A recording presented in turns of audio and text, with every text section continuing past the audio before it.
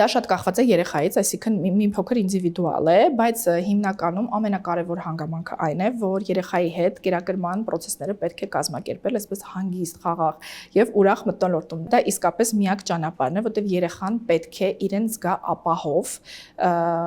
այդ միջավայրում, որտեղ կազմակերպվում են կերակրումները, իսկ ինքը պետք է վստահի իր մեծահասակին։ Երբ որ իր մեծահասակը ծնողը իրան անդադար չի հարգում, այսինքն իր ցանկությունները չի հարգում, որ ինքը էլ չի ուզում ուտի կամ այդ սնունդը իրան դուր չի գալի, ինքը այդ պահին դա ուղղակի ցանկություն չունի ուտելու։ Երբ այդ հարգանքը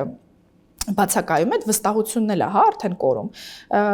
Ես միշտ խորհուրդ եմ տալիս, որ ծնողը հենց ինքը երեխայի հետ նստի ուտելու։ Այո, դա էլ է բարդ կազմակերպելը, բայց պետք է, որտեվ երեխան չի ծնվում ուտելու ունակությունը իմացած։ Երեխան սովորում է, իսկ ինչպես են առհասարակ երեխաները սովորում, կրկնօրինակելով, ցանկացած բան։ Նույնը նաև այս պարագայում։ Պետք է մայրիկը իր հետ նստի, ինքը հանգիստ վայելի իր ուտելիքը, այսինքն երեխային օրինակ ծառայի, ցույց տա ինչպես են ծամում, ինչպես են ուտելիքը սիրում, այսինքն ես միշտ խորհուրդ եմ տալի այսպես էմոցիաներով, ձայներով, որ մաման ուտի, որպեսզի երեխան ուշադրությունը հրավիրի, հա, մամայի ուտելու process-ի վրա եւ ինքն էլ սկսի արդեն նույն ձև կրկնօրինակել։